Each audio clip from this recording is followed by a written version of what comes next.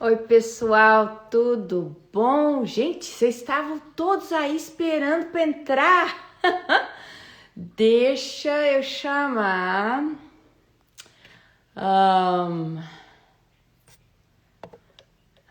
deixa eu achar. Pronto. Acho que Já nossa, achou, já achou. pois é, eu tô lá assim. Deixa eu achar o Isaac. Cadê o Isaac? Nossa, gente, quanta gente tá entrando. Pera aí, deixa eu pegar um Durex. Eu tô vendo que você tá aí já tem boneco, tem um monte de coisa, gente. Eu nem tenho saci aqui agora. Pois é, eu sou fã do Saci, cara. Pera aí, primeiro eu tenho que grudar. Eu tenho coleção. Coleção Eu tô vendo, Saci. tem um ali, outro atrás. Boa É. noite, gente. Boa noite para todo mundo. Oi, pessoal! Nossa, quanta gente tá entrando. Tem Normalmente gente aberta, tem gente tem, aberta. tem gente aberta. Normalmente eu digo oi e dou tchauzinho para todo mundo, mas, meu Deus do céu. Isaac, você não imagina. Ah, Tive reunião e tinha que falar com mamãe, que eu falo todo dia, 7 da noite, com mamãe. E de repente eu vi, meu Deus do céu, eu tô com 5 horas de diferença, a minha live é agora, não é daqui 1 hora. é uma Né? Porque loucura, né? agora, para mim, são 3 da tarde. Mas eu Nossa, realmente fiquei num nervoso. Mas tô aqui. gente Ai, chegando. coisa boa. É, já chegamos. Chegamos e eu nunca tinha. Olha, você foi meu convidado que entrou tão fácil que você não imagina. Porque normalmente meus convidados são um pouco mais de idade e fica todo mundo assim: cadê? Como é que Cadê? é? Mas olha, isso também aconteceu comigo. E como eu já fiz algumas lives, né? Principalmente durante essa pandemia, a gente vai aprendendo. Vai A gente vai aprendendo e aprendendo, né? praticando. Não dá vexame aqui. Pois é, esse dá vexame e tristeza. Então, enquanto o pessoal está entrando, super legal. A galera, vocês todos sabem sobre o negócio de apertar aí o coraçãozinho, o aviãozinho, para a gente ter nossa hora integral, né? E o Isaac e eu vamos conversar sobre um monte de coisa. E vamos deixar as perguntas para o final, Isaac? O que você acha? Tudo bem, tudo bem. Vamos sim. Né? A Ou pergunta, vocês as vão perguntas vão fazendo à ser medida. do público, é isso? As perguntas do público, se que vocês quiserem fazer para a gente, dá uma esperadinha e vão Tá bom, fazendo lá para o final, né? tá jóia. Tá joia, né? Então, pessoal, bem-vindos todos. Ahn, Tem tanta gente, mas pelos que eu conheço, assim, oi, baixinho, oi, Daiane, que eu conheço, meus Gente, amigos. Ahn, então, eu acho que talvez minha mãe, se a sua cuidadora. mãe tá aí? Talvez, se a cuidadora lembrar, né? Eu ia ligar para a mamãe para lembrá-la, mas eu espero Ah, que sim, hum. né? Olha Então, aí. Valdirene, se você estiver aí, Valdirene, dá um oi, tá? Pode dar um oi. Eu fico lendo os comentários aqui, fico com vontade de responder todo mundo, o pessoal falando que assistia ao programa. É muito carinho que a gente recebe do público que acompanhou o sítio até hoje. Muito carinho Incrível, mesmo. né? O pessoal É que já está realmente. adulto fala assim: ah, você fez parte da minha infância. Isso é muito bom, muito bom. É incrível o carinho mesmo. É muito incrível. Bom, então vamos começar oficialmente. Vamos lá. Oi, pessoal.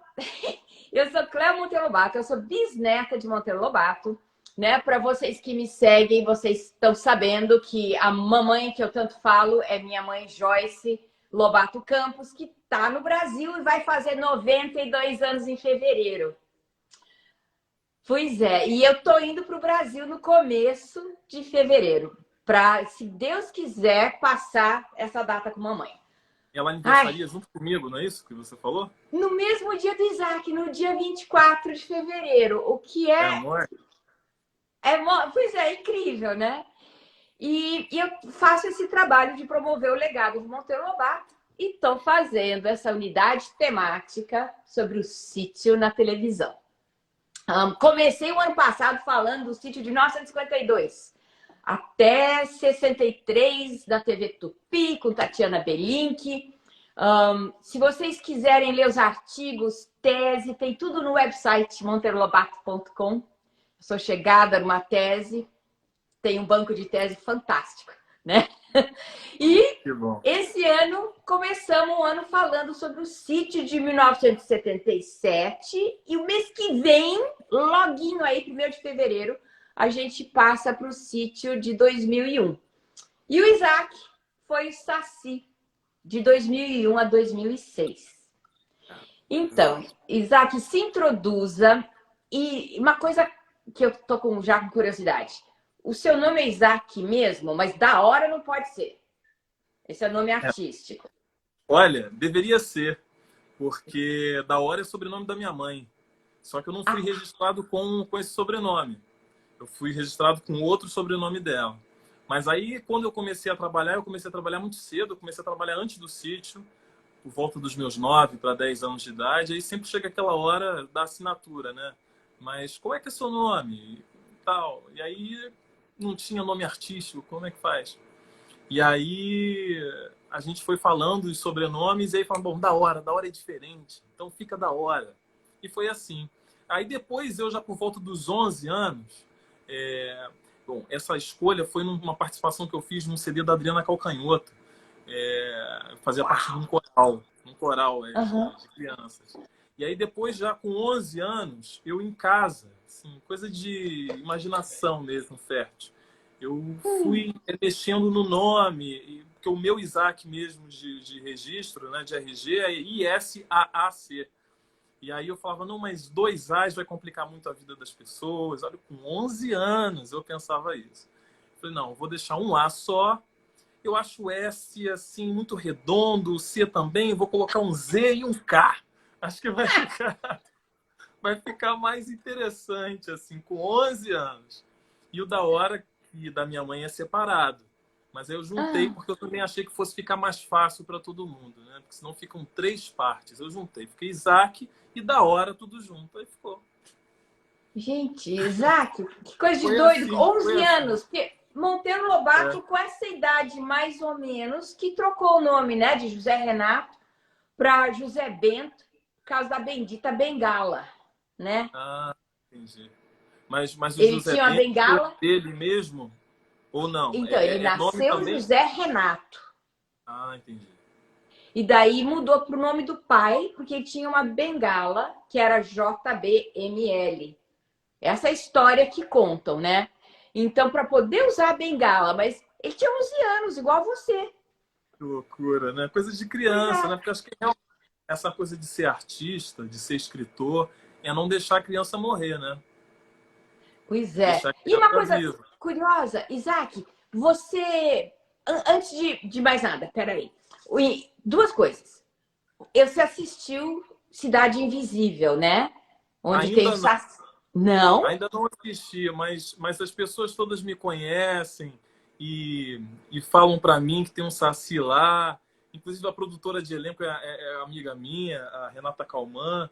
E aí parece que o nome do personagem, na verdade, é Isaac, não é isso? Pois é, mas Isaac, se você mudar as letras, É dá Saci. Saci. É isso aí. São umas coisas Pois que é. a gente não tem como explicar, né? São uns mistérios, assim. Eu fiz uma série, um especial na Globo. É o meu trabalho mais recente na Globo, que foi de 2020, Falas Negras, com direção do Lázaro Ramos, e eu fiz o Toussaint Louverture, que foi o artífice da Revolução Haitiana, o líder. E aí eu fui pesquisar, né? Fui para conhecer esse personagem histórico importantíssimo e descobri que um dos filhos dele chamava Isaac. Sabe, essas coisas, assim, são impressionantes, né? São impressionantes essas conexões.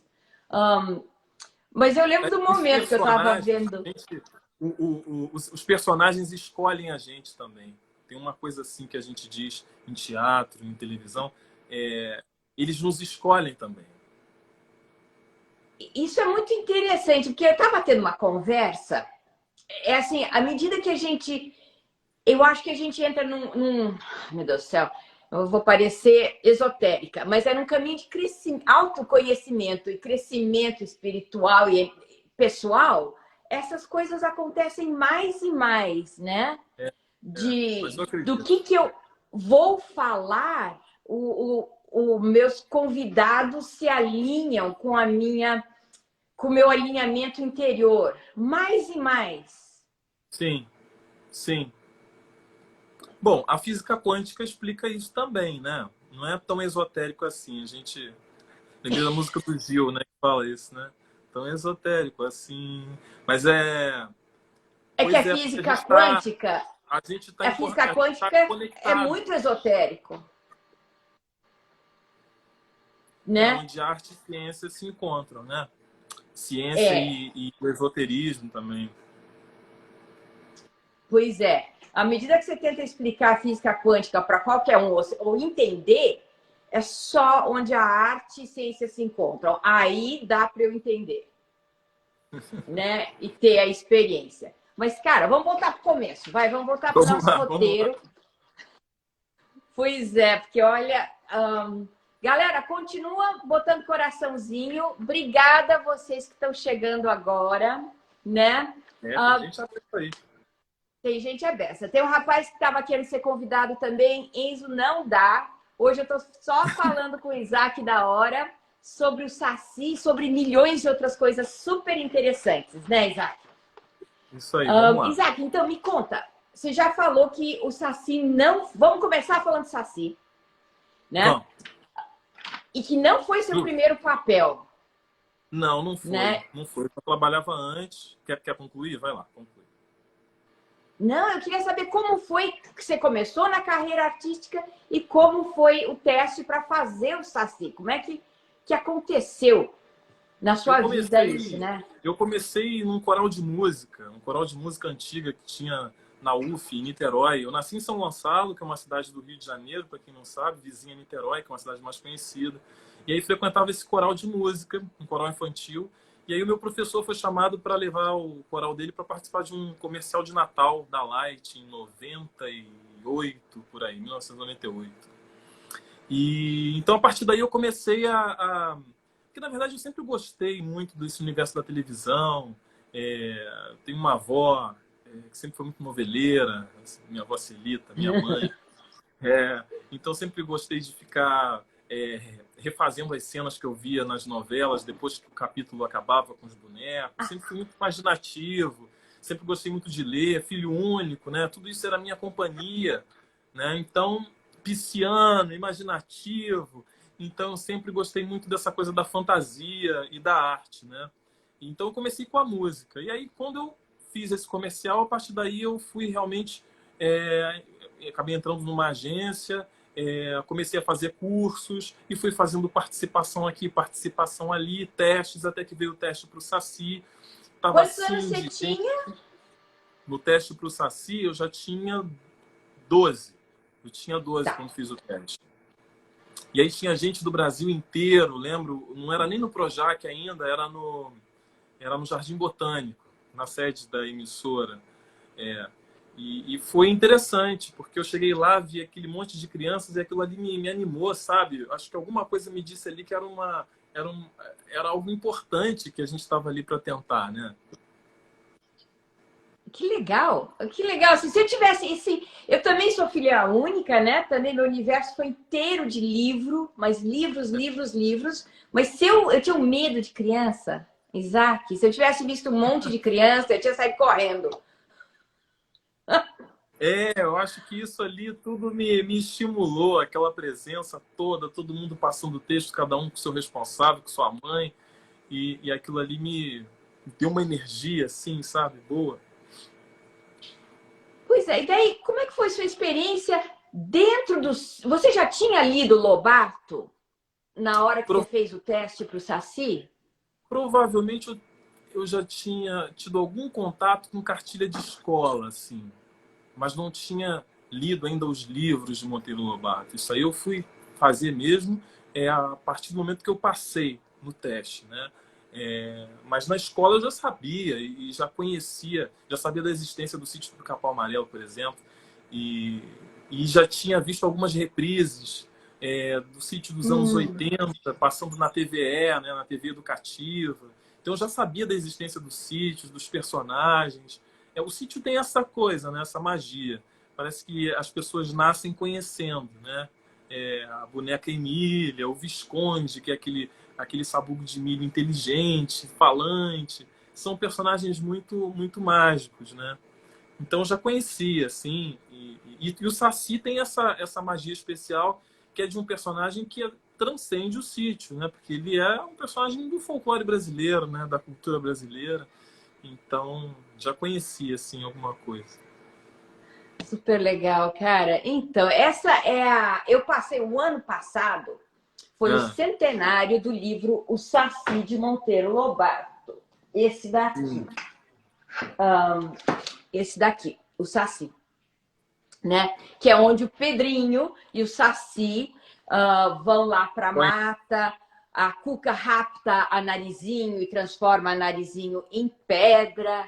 No Saci original, de 1922, 21, 22, do original, a Cuca come a Narizinho. Igual o Lobo Mau come a Chapeuzinho, no livro original, mas ficou tão assim, para os dias... Naquela época, já nas edições posteriores, Lobato fazia muito isso.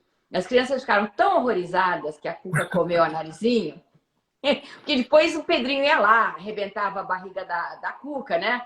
Literalmente matava a Cuca, e não podia acontecer isso. Então ele mudou. O Lobato mudou para transformar em pedra. Mas eu falei muito no Saci o ano passado, né? E como apareceu o Saci, centenário do Saci, a importância de Lobato no folclore brasileiro, de pegar, né, meu Saci, ninguém tá vendo o meu primeiro Saci. Mas no início passou, no início mostrou sim, eu vi os dois. No início mostrou, né, que agora ele não tá mais visível, vai ficar aqui. Mas como... Eu fiquei até meio assim, porque eu tenho um aqui que eu ganhei também, na época que eu fazia, eu ganhei um Saci, ganhei um Visconde, a gente ganhava, né, os mimozinhos lá que o pessoal comprava. De vez em quando mandavam pra gente jogos. E aí eu tenho um baú onde fica tudo isso aqui guardado.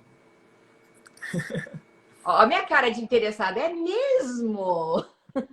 É mesmo? Que legal! Porque minha família, né? Meu pai foi o representante oficial, junto, e tinha o nosso parceiro comercial, Álvaro Gomes. E a gente recebia todos os produtos licenciados. Sim. Né? Mas a gente tinha tanta coisa, meus pais tinham tanta coisa, que eles davam. Né? Então, eu sobrei com a Emília, que está ali naquele canto, ali. A Emília. Esse Saci aí e esse Visconde eu tenho. Então, esse Saci eu comprei recentemente, do Sérgio Marciliano. Comprei esse Saci e essa Emília. E aquele Visconde, aquela Emília, aquele porquinho, falava, o Rabicó falava. Né? Os meus não falam, não. Depois esses não falam mais. Eu tô vendo aqui as mensagens. Eu mandar um beijo para todo mundo que está aparecendo aí, falando coisas tão bacanas. Teve uma pessoa que falou do meu trabalho no alemão. Já vi que tem amigos meus aqui. Uma aluna minha entrou aqui também. Eu quero agradecer todo mundo aí, gente. Obrigado. Ao Budi Castro, que viu o Alemão, que é um filme que eu fiz. Legal. Obrigado. Muito legal, todo mundo. Então, daí na nossa conversa que a gente teve uma conversa antes, você me falou que você conheceu o Sítio do Pica-Pau Amarelo lá em Taubaté, é verdade? Conheci. Eu lancei um livro. O meu primeiro livro publicado chama Histórias de Sacis, que na verdade é uma coletânea de contos de 8 autores do Brasil inteiro. E aí o Egídio Tambaioli, que é dono da editora o Irapuru, de São Paulo, ele me convidou para escrever o conto de abertura. Então eu fui fazer a divulgação do livro lá em Taubaté. E foi muito interessante. Na verdade, em Monteiro Lobato. Né? Em Monteiro Lobato? A prefeitura de lá me convidou, eu fui, divulgamos o livro lá. Esse livro, pessoal, tem à venda ainda. Vocês podem entrar pelo site, pela página aqui no Instagram da editora Uirapuru, tá? Chama Histórias de Sacis. Tem meu rosto junto com os rostos dos outros autores, assim, na capa. É muito legal, é muito bacana. E é tão interessante isso. Tá vendo, Isaac? Monteiro Lobato começou, o primeiro grande sucesso dele não foi bem infantil. O primeiro foi Europeus, mas ele começou com o Saci, foi o tal Saci, o resultado de um inquérito, que ele escreveu no jornal pedindo para as pessoas histórias de Saci em 1918. E as respostas, histórias do norte ao sul do Brasil, todo mundo tinha histórias do Saci. Né? E Monteiro Lobato fez um livro grande, que só foi aumentando, né? Que é o resultado de um inquérito. Curiosamente, não só foi esse livro que reunia histórias de pessoas, né? Ele nem assina como Lobato, ele assina como um demonólogo amador. Mas ele fez, junto com o lançamento do livro, ele fez uma exposição. E a Anita Malfatti, a famosa Anita Malfatti, mandou um quadro do Saci e participou dessa exposição. Olha que maravilha! Ilustração original do livro do resultado de um inquérito. Essa ilustração eu já vi em vários lugares, né? Ela ficou famosa. Assim. Porque é do próprio Lobato. Ah, tá. É do próprio Lobato. Porque essa ilustração na minha edição, na edição que eu tenho, é essa ilustração aí, se eu não estou enganado. Né? Ela é verde, a capa. Eu não separei aqui para mostrar, mas é uma capa verde da edição que eu tenho da Brasiliense, se não me engano. E com essa imagem aí, justamente essa. Pois é, muito interessante que seja a ilustração, né, do próprio Lobato. Mas então, vamos ver o que mais que a gente ia falar. Me conta sobre a importância de ter feito o bendito papel de Saci nessa idade. Como é que foi para você? Pois é, o fato de eu ter feito o Saci com essa idade é interessante de falar. Boa essa pergunta. É algo que se deve muito a uma escolha do Roberto Talma, que era o diretor de núcleo, né? O criador desse projeto da volta do sítio, né? Em 2001, porque ele quis que crianças realmente fizessem esses personagens, né? Então, a Emília, ele escolheu uma menina que na época tinha 7 anos, que é a Isabelle Drummond, a mim, o César, Lara. Eu, das crianças, era o mais velho, né? Eu tinha 12 anos quando fiz o teste, 13 quando a gente começou a gravar. Então, eu já era um adolescente, pré-adolescente, mas era imaginário ainda muito de criança, né? E era tratado como criança mesmo. Então, foi uma experiência muito interessante. O sítio foi assim uma espécie de prolongamento da minha infância em plena adolescência, né? A voz já ia mudando um pouco, mas aquele espírito lúdico do personagem me fazia me sentir criança outra vez. A gente ia para um sítio mesmo, que ficava mais afastado da cidade, não era no Projac. Então tinha uma coisa de sítio, onde a gente montava a cavalo, subia em árvore, né? Coisas que a gente, já muito urbanizados, a gente já não faz tanto, né? Então foi uma experiência muito interessante o sítio. Gente, eu não tinha imaginado que deveria ter sido isso mesmo. Você devia morar no Rio de Janeiro, né? Niterói é totalmente urbano, mas isso aqui é diferença, né? Que coisa boa, de certa maneira. Eu morava em São Gonçalo. A coisa do trabalho de ator. A gente vai sempre para os lugares onde o personagem pede, né? O universo que o personagem pede. E o sítio era essa coisa rural, né? De sítio mesmo. Então, era um universo que eu mesmo não tinha vivido muito. Eu fui um menino muito urbano. Eu também, por isso que eu estou pensando isso, que eu também, né, nasci em apartamento, morei em apartamento a vida inteira, até que aos 15 anos meus pais compraram um sítio onde mamãe mora hoje em dia, graças a Deus. E daí a gente passou aí para o sítio. E a primeira vez que eu vi árvore com fruta, eu lembro, tinha vaca, boi, tinha pasto, né? Cavalo. E fez uma diferença. terra, barro. canavial. Tinha a parte onde a gente gravava o Capoeirão dos Tucanos, que era basicamente o cenário do Saci, né? Onde ele aparecia com o rodamuinho, né? Então, o taquaral, então aquele descampado todo. Um cenário assim que eu fui conhecer e ter intimidade mesmo fazendo sítio. Pois Não é, foi e bom, né? uma das pessoas aqui perguntou sobre os bastidores. Era o dia inteiro de filmagem? Como é que eram os bastidores do... Bom, o dia a dia, a dinâmica era a seguinte: a gente vinha da escola, né? Então, Lara, César, Isabelle e eu, a gente estudava de manhã e o carro da produção apanhava a gente em casa, ou na verdade na escola, e aí apanhava antes ou depois a mãe ou o pai da gente, né? Porque a gente era criança, não podia ir sozinho, né? Tinha um responsável junto. E então a gente ia para o sítio. Comigo era primeiro me pegava, depois buscava minha mãe no trabalho dela, a gente ia para lá. E aí era normalmente a tarde inteira, às vezes avançava quando tinha noturnas, né? E era assim. Toda Cansava semana muito? Era estávamos muito ali juntos. cansativo? Era um trabalho bem intenso, assim. Não era a mesma quantidade de cenas de uma novela, mas vamos lembrar que o sítio era um programa diário, segunda a sexta, né? Então Pois é. eram muitas cenas. Então era um trabalho diário mesmo, porque o programa segunda a sexta estava no ar. Mas isso é muito bom, né? Porque a gente cria uma relação com o trabalho, a gente valoriza aquilo que está fazendo, a gente cria uma disciplina, a questão dos horários, a questão da memorização do texto, do estudo do texto, né? Isso é importante, né? E se você pensar assim, acho que naquela formação do início dessa versão, Isabelle, César, Lara, eu, todos nós continuamos como atores, né?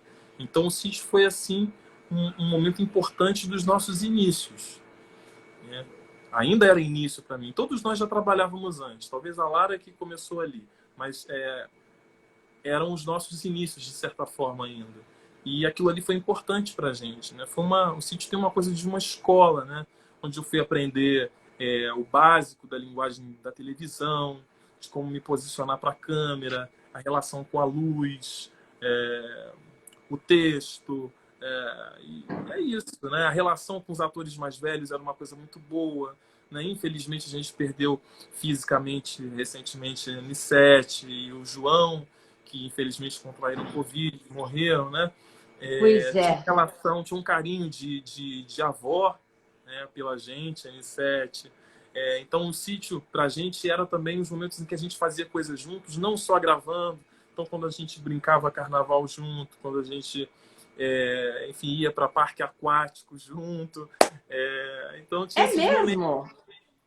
Tinha uma amizade, assim, uma coisa de uma família, né, que se formava ali, que a gente mantinha. A gente estava muito tempo junto, né? Muito tempo. Então, tem gente perguntando, Isaac, quem fez a Cuca de 2001 e como é que era contracenar com a Cuca e se você tinha medo da Cuca? Três A Cuca perguntas era em uma pessoa uma. adorável. Era uma pessoa adorável. Se você olhasse a pessoa que fazia a Cuca, você não ficaria com medo dela, né? Era Jacira Sampaio, Jacira Santos, Jacira, que fazia a Cuca. Na verdade, ela fazia parte de um grupo que chama Sem Modos, que é um grupo que existe até hoje e que fazia um outro programa na TV Globo que foi muito famoso. E assim, quem é da minha geração, que está com 30 e tantos anos agora, vai se lembrar com certeza, que chamava TV Colosso, que tinha aqueles bonecos, aqueles cachorros, né? É, Então eles faziam todos os bonecos do sítio, o Burro Falante, o Quindim, o Rabicó, todos eles. E a Cuca era a Jacira Santos, que era uma moça, continua, uma pessoa lindíssima que fazia.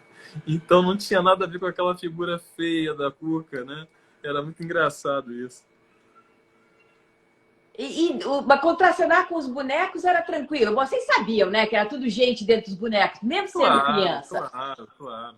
Pra gente não tinha segredo, né? E na boca, normalmente, que eles articulavam, ficava a cabeça da pessoa, o rosto da pessoa coberto por uma tela.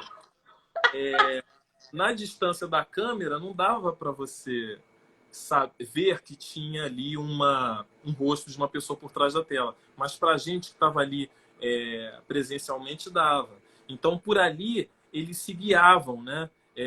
De para onde olhar, de como se portar diante da câmera. Por ali, eles conseguiam se situar para poder animar o boneco. Super legal. Né? Super legal. Eu não imaginei isso, que você devia estar vendo a pessoa dentro da boca, meu Deus do céu. Porque eles eram bonecos grandes, né? Então, É. o topo da cabeça já era mais alto que a cabeça deles. Então, aqui abaixo, nessa região mais ou menos, é que ficava a cabeça deles. E ali a gente interagia, contracenava. Então, tem mais gente entrando agora. Tem um amigo meu, Sérgio, da Chácara Quieto, que é um rapaz que tem um projeto social super legal. Ele se veste de Visconde na cidade dele, de Angatuba. Ele se chama o Visconde de Angatuba. Muito legal. O interior de São Paulo tem uma relação com o sítio muito forte, né? Falando do Saci, né? Existe uma ligação com o Saci, né? Uma crença, né, nos Sacis. Tem uma sociedade de Sacis, de pessoas que veem Sacis, conversam com eles. Tem. É muito interessante. Tem tudo isso, exatamente. Eu adoro que o Dia das Bruxas também é dia do Saci. E que o Saci virou um símbolo da resistência e um símbolo de brasilidade, né? Eu acho isso fantástico. Fantástico. Gente, quanta gente está entrando, meu Deus do céu. Aqui, perguntaram como é que era a perna azul, né? Porque eu, felizmente, graças a Deus, tenho as minhas duas pernas. Então, eu usava uma meia azul, que era o chroma key, o efeito do chroma key. E aí eles recortavam aquela meia azul, né, na edição, e eu ficava como se tivesse uma perna só. Mas tinha outro truque ali também. Tinha um dublê que tinha uma perna só, que era o Genivaldo, que foi dublê do outro sítio lá dos anos 80. Ele participou das duas versões. Então, quando a câmera pegava de longe, assim, era o corpo dele. Quando a câmera se aproximava, e já mais fechado, era eu. Né? Pro plano americano, plano médio, close, aí já era eu. Mas de longe, assim, algumas cenas lá do iniciozinho mesmo, ele participava. Mas a tecnologia foi avançando tanto que acabou ficando até dispensável esse trabalho que era mais artesanal. Então, na edição, eles já resolviam isso, né? Mas que legal, eu estava realmente curiosa de saber como é que você, com duas pernas, fazia o papel de uma perna só. Uhum. Muito legal. Mas eu saltava, né? Eu saltava mesmo. As pessoas perguntam muito isso, mas você pulava mesmo? Sim, pulava para ter a sensação de que eu estava com uma perna só. E aí eu pulava com a direita, né? Então a direita era que a gente combinava que era a que eu tinha. Então eu inclinava o corpo ligeiramente para o lado direito. Enfim. Alguns truques. Adorei. Tem alguém que disse aqui que o dublê de Saci deu uma entrevista. Sim. Interessante saber qual é o nome do dublê de Saci? Chamava Genivaldo dos Santos, o nome dele. Genivaldo dos Santos. Muito legal. Eu tenho filme do Saci, aí, né? Tem um aluno meu aqui, ó, falando que eu tô diferente. Eu tô de cavanhaque por causa do personagem que eu tô fazendo agora. Tem gente Eu acho que você fica ótimo de cavanhaque. Mas diferente. o filme... Oi? Diferente, né? Diferente. Daquela imagem de menino, né? Com o rosto todo de bebê. Mas então, o filme Saci, de 1951, eu também falei o ano passado de Saci até não poder mais, né? Falei do filme O Saci. E é interessantíssimo. Eles pegaram um monte de garotinhos e colocaram dentro de as duas pernas dentro de uma meia, uma espécie de touca, que parece que era uma perna só, uma perna meio gorda, né? Uma perna bem gorda.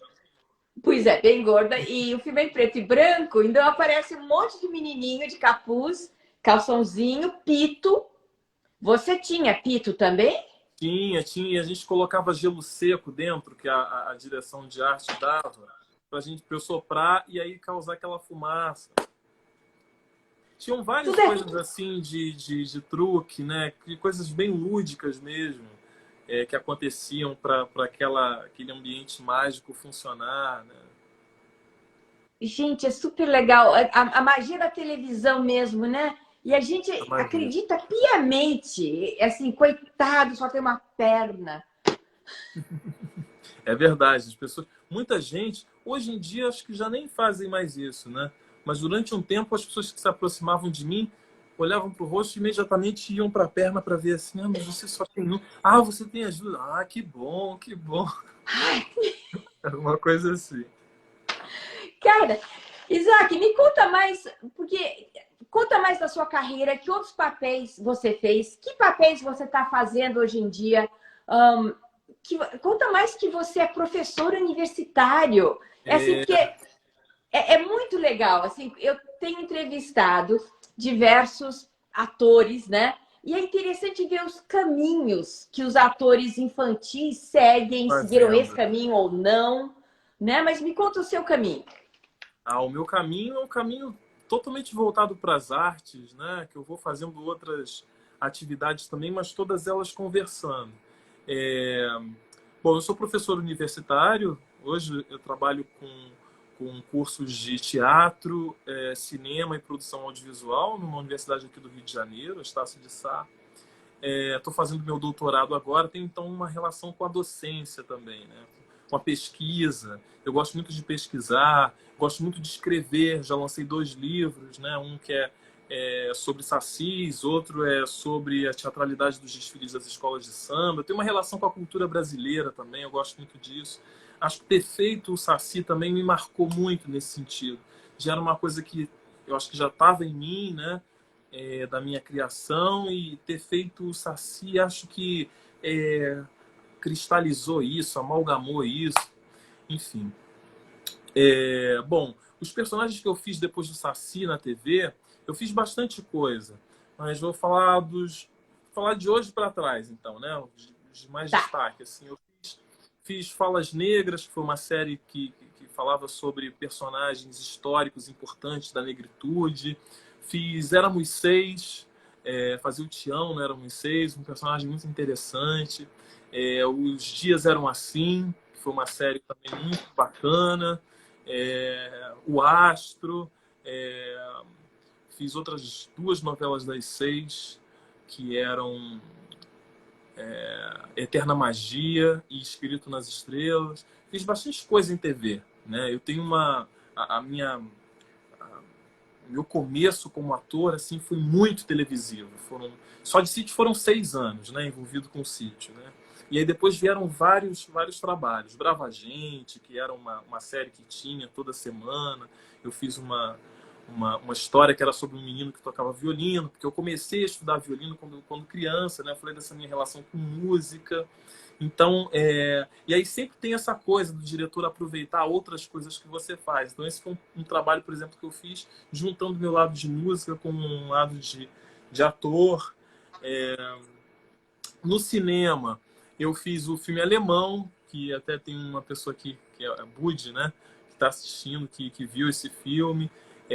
Recentemente fiz um filme que estreia esse ano, que chama Grande Sertão, que é sobre o Grande Sertão Veredas, do Guimarães Rosa.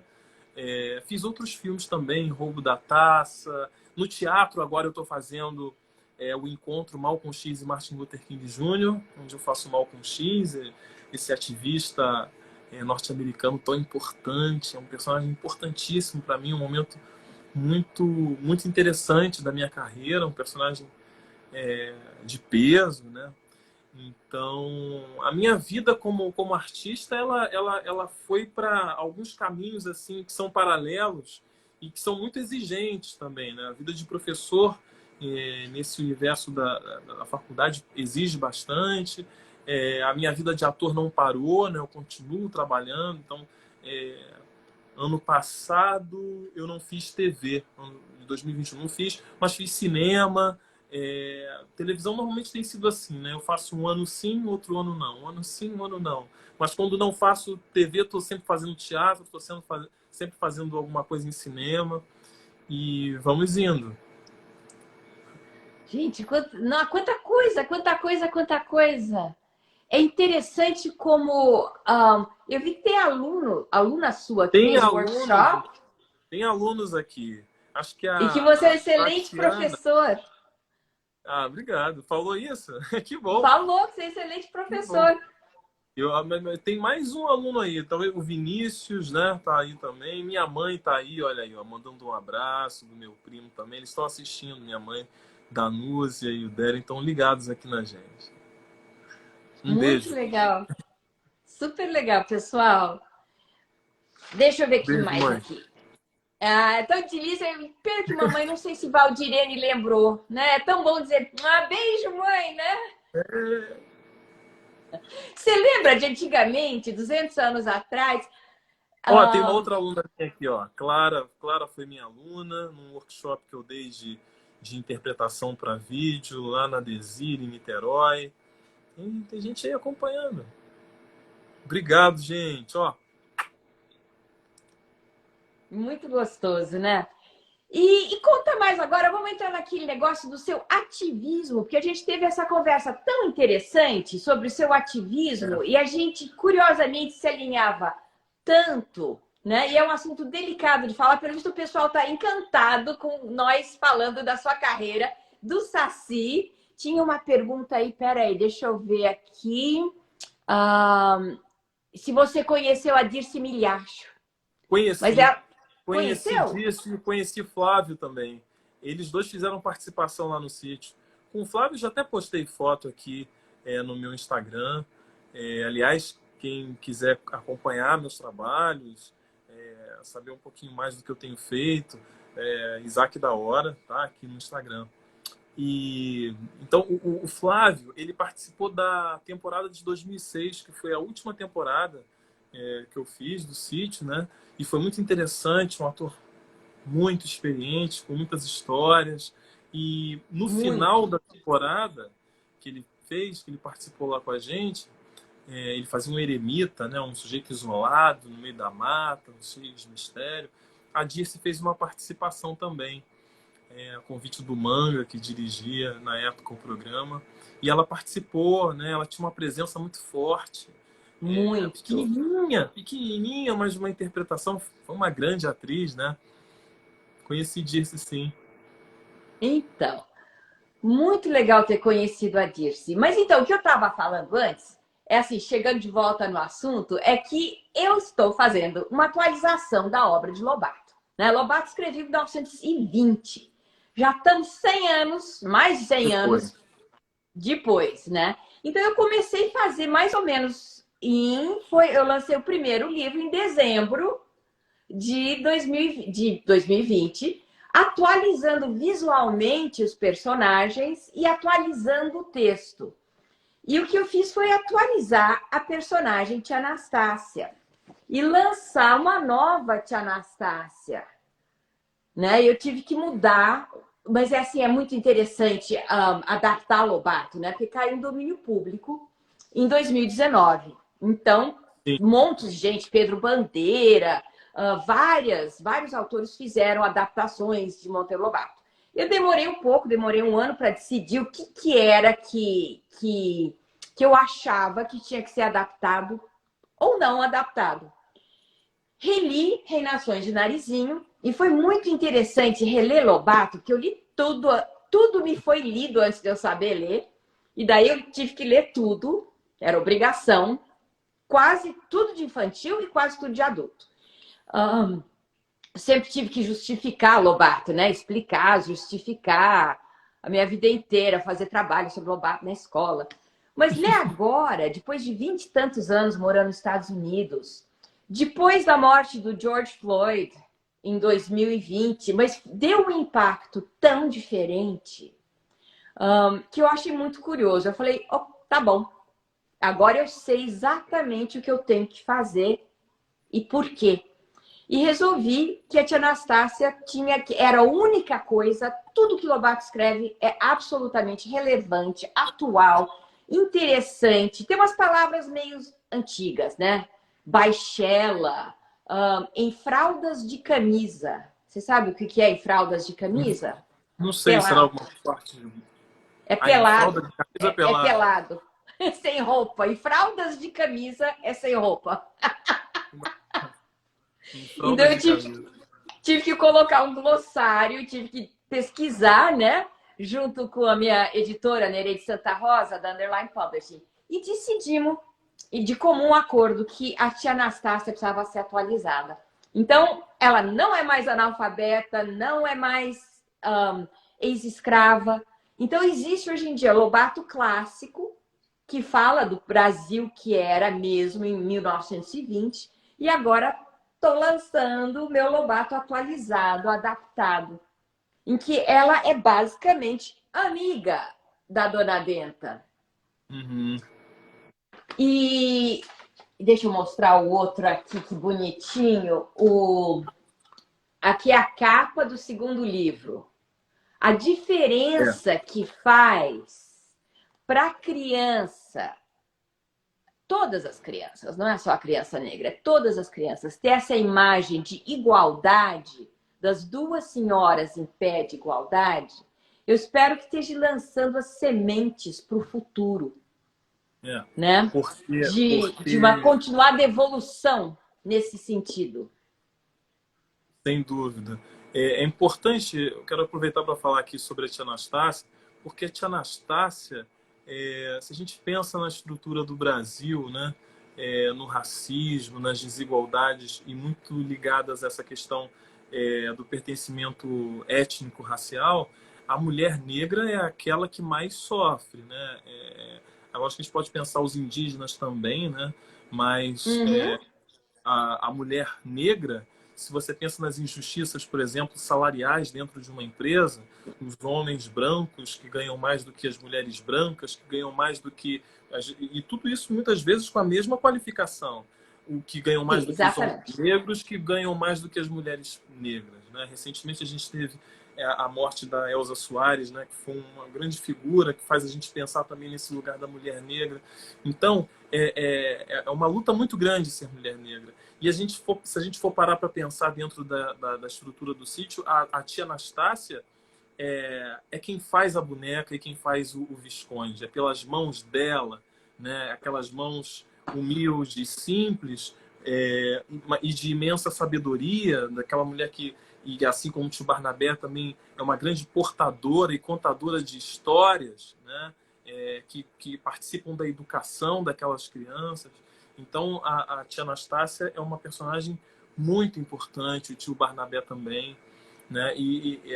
É muito importante para as crianças poderem ver, ter essa referência de personagens negros valorizados.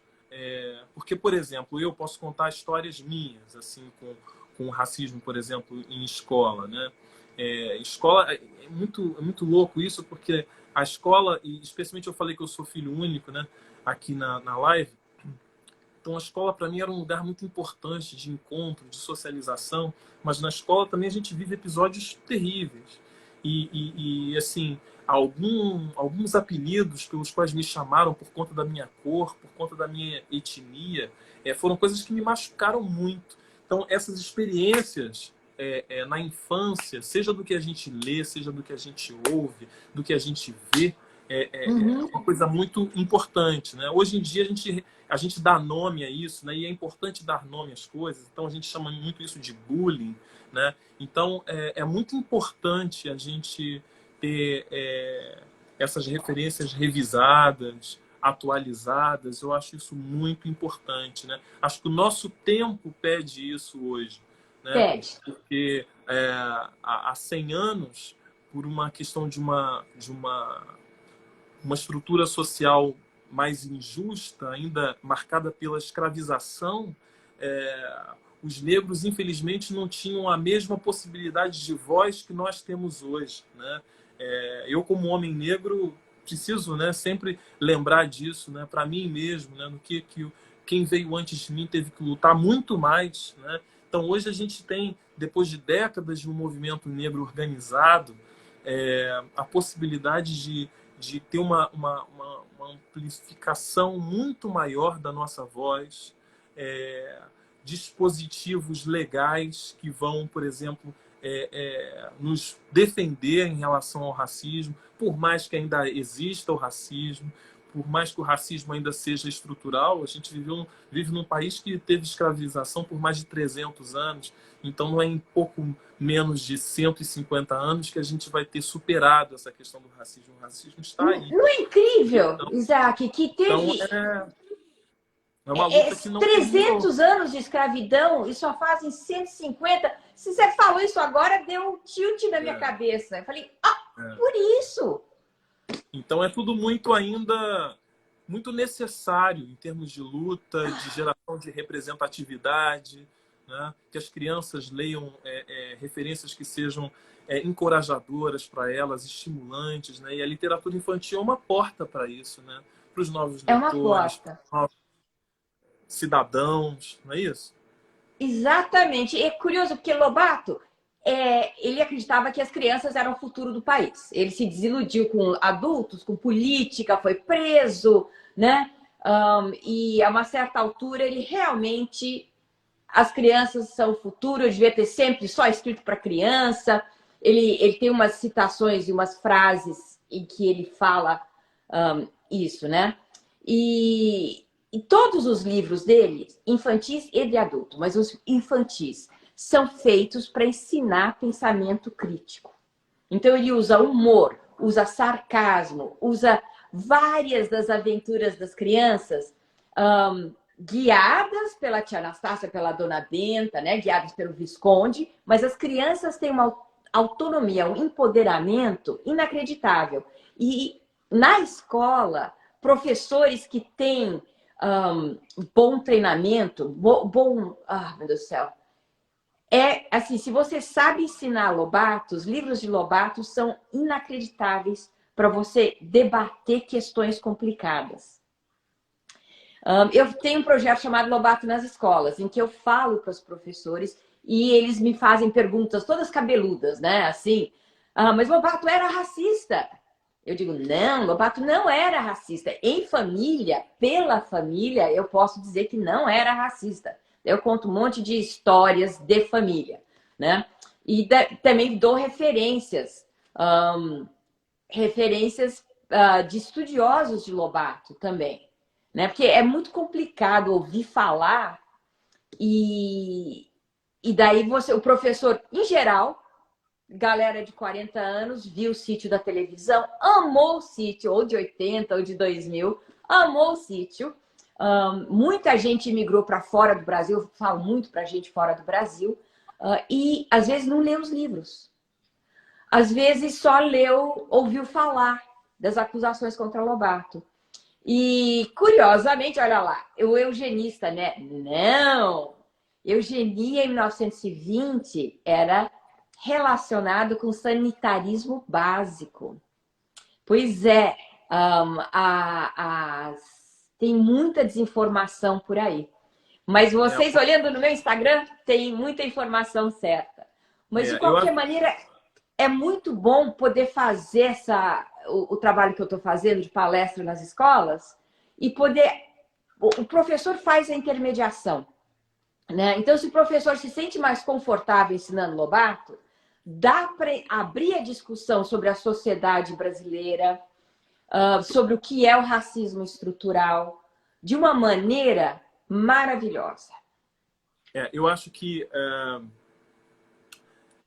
eu, como professor, como intelectual, como artista, uma coisa que eu prezo muito é sempre a discussão, né? O debate. A gente não se furtar ao debate. Inclusive, quando a gente combinou aqui a nossa live, uma das coisas que eu fiz questão de conversar com você era que a gente também tocasse nesses aspectos, né? Porque são coisas que estão na ordem do dia. Então, a gente precisa debater, né?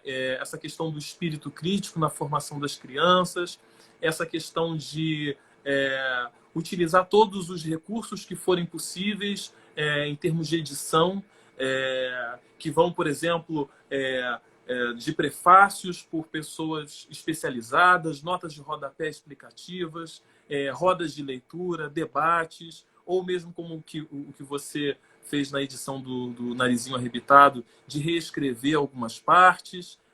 Eu acho que a gente precisa, sobretudo, eu gosto de usar a expressão filho da época, né? Nós, como filhos dessa época, a gente precisa entender que existem algumas coisas que a sociedade hoje não aceita mais, né? Certos tipos de colocação, questões de representatividade, questões de lugar de fala, né? Como é importante, por exemplo, a gente que lida com literatura, saber que cada vez mais é importante ter pessoas negras escrevendo também, né? Sejam histórias infantis, não, indígenas escrevendo, né? Dando o seu olhar, os seus saberes, né? Para as novas gerações, especialmente. Então, eu acho que o que a gente não pode se furtar é do debate, né? Se tem alguma coisa que sugira racismo aqui nessa fala, acho que a gente tem que discutir, a gente tem que falar por que isso pode parecer racista, por que isso é racista, por que no contexto de 100 anos talvez isso passasse batido e hoje não passa. A gente tem que discutir. Eu, como pesquisador, eu fomento isso. Professor de sala de aula, a gente sabe o que é essa relação com o aluno, e aluno não mede palavras quando ele tem uma dúvida, quando ele quer saber mais, mas era, não era, e aí a gente tem que fomentar, tem que ir buscar mesmo, tem que colocar o dedo mesmo nessas discussões. O que não pode a gente deixar passar batido. Exatamente. O que não pode é deixar passar batido. E o quanto mais a capacidade de debater, dialogar existe, melhor. É fundamental o diálogo. Tá tão difícil hoje em dia ter diálogo, né, Isaac? Tão complicado. Tão complicado. Gente, Isaac, foi um prazer conversar com você. Já estamos uma hora inteira falando. Galera, vocês têm mais pergunta? Tem gente que está chegando agora ainda. Gente, quem é que teve? Acho que Valéria, que fez umas colocações interessantes de situações que ela passou por causa da cor dela. Então, gente, olha só, deixa eu contar uma história aqui, pessoal, né? Eu claramente sou branca. Meu pai é polonês, imigrante polonês. Veio com a irmã, o pai e a mãe, aos 10 anos, fugindo da Polônia da Segunda Guerra Mundial. A família inteira do meu pai morreu em campo de concentração. Então, meu pai era um judeu polonês. E hoje é dia de comemoração da lembrança do Holocausto. E eu nunca falei em público que eu tenho descendência judia. Eu não consigo dizer que eu sou judia, porque em casa a gente nunca teve religião. Mas meus pais me falaram para nunca falar na escola que eu era judia. Esse medo de ser perseguida, né? Ter preconceito contra, não é exclusivo da raça negra, né? Mas hoje em dia eu acho que é um dos assuntos mais importantes e relevantes. Quando eu me mudei para os Estados Unidos, continuando, só quando eu me mudei para os Estados Unidos, eu, né, família classe média alta, falei inglês desde que eu nasci, sou bilíngue, estudei no colégio americano no Brasil, bisneta de Monteiro Lobato, sempre tive assim, eu sou segura de quem eu sou. Chego aqui, eu virei, muito curioso, latina, imigrante. Latino não é branco. Eu sou de cor nos Estados Unidos. E eu me mudei para um estado chamado Novo México. Novo México é cheio de hispânicos, hispanics. Então eu sofri na pele por ser imigrante, o preconceito de ser imigrante e de ser latina. E depois tem o preconceito de ser brasileira, né? Você diz que é brasileira, a galera te olha. Eu tenho 1,53 m, sou baixinha, pequenininha. E a galera te acha alta, mulata, linda, maravilhosa, que você sabe sambar. Assim, é muito interessante. E eu acho que a gente tem que ter muito... Me ajudou muito esse aprendizado. Ter passado por essa situação. Não é... Alguém falou em algum lugar, o preconceito reverso existe? Não. Baboseira. Não Branco existe, dizer porque que tem tá uma só... questão aí, tem até uma oportunidade de falar um pouco sobre isso, né? Porque o racismo é um termo que ele lida com as questões de poder, né? Então, É, assim, na história da humanidade, essa questão da cor, ela sempre foi vista como alguma coisa de desumanização. Então, o negro sempre foi entendido como um ser inferior, né? Por isso, a atribuição ao negro em relação ao trabalho, né? Os brancos não trabalhavam, quem trabalhava eram os negros, né? Então veja, essa tendência à subalternização da figura do negro, dessa objetificação, dessa dominação. Então, o Holocausto, por exemplo, vivido pela população negra, né, que tem que entrar em diáspora, sair do seu lugar de origem, porque é retirado dali, uma fé é imposta, um dono é imposto a ele, ele é completamente coisificado, ele perde a sua humanização, ele vira uma mercadoria, né? Então, e esse holocausto que o povo negro vive ainda, né? Porque se a gente pensar que essa diáspora começou e tantas pessoas se perderam no meio do caminho, no meio do oceano, que nunca mais voltaram, que estão aqui, que sofrem o preconceito até hoje, porque o racismo permanece estruturalmente. Tudo isso tem uma relação de poder. Então, por isso que a gente diz, e isso tem viralizado muito aqui nas redes, que não existe racismo reverso, porque esse termo ele se relaciona com uma relação do branco com o negro, e o negro que foi historicamente colocado como um ser inferior, né? E se a gente pega histórica e estruturalmente, não aconteceu o contrário, né? Quando a gente olha até em situações de poder ou mesmo de corrupção pela televisão, normalmente quando a gente vê a imagem do poder em qualquer situação, é uma imagem que não é negra, né? E ao negro é colada essa imagem da subalternidade, da desumanização, dos corpos, né? E eu volto a citar até a Elsa Soares, que cantou a carne, né? A carne mais barata do mercado é a carne negra. Quantos corpos negros morrem todos os dias, e isso tudo é banalizado, isso as pessoas acabam de uma certa forma se acostumando, porque acontece todos os dias. Então, essa questão do racismo é uma questão muito séria, muito complexa, muito e que séria, tem muito toda uma complexa. relação com a questão das relações de poder, né? Então, é isso. E o que a gente pode fazer como artista, como intelectual, é muito importante. Eu li no início desse mês um livro da Chimamanda Ngozi Adichie, que é uma escritora nigeriana, e ela fala das relações de poder que estão na contação de histórias, né? A maneira como a gente conta uma história pode deflagrar uma relação de poder. Se eu conto uma história subjugando o outro, sem dar tempo de o outro ouvir, oprimindo o outro, eu estou criando uma relação de poder. Se eu conto uma história de uma maneira mais lúdica, de uma maneira mais convidativa, estabelecendo um outro tipo de relação com as pessoas, eu estou estabelecendo uma outra relação de poder mais horizontal. Então, quando a gente escreve uma história, quando a gente produz conteúdos de histórias, de narrativas para crianças, tudo isso vem e é fundamental para os novos adultos, né? Para os novos seres humanos, para as novas gerações, né? Então, contar histórias, escrever histórias é algo que tem um poder equivalente a um instrumento, né? E para mim, o livro ele é muito mais poderoso e deveria ser muito mais valorizado do que uma arma, porque ele vai mais fundo, né? Isso é muito importante. Vai. Nossa, e assim, sim, eu só queria deixar bem claro, eu também concordo que racismo reverso não existe. Existe preconceito de tudo quanto é jeito, né? E essas relações de poder, de dominação, de tudo quanto é jeito, meu Deus do céu.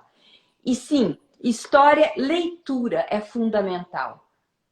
Leitura, estimular o amor à leitura, dar um livro para uma criança, começar desde pequenininho a contar a história, é muito, muito, muito importante.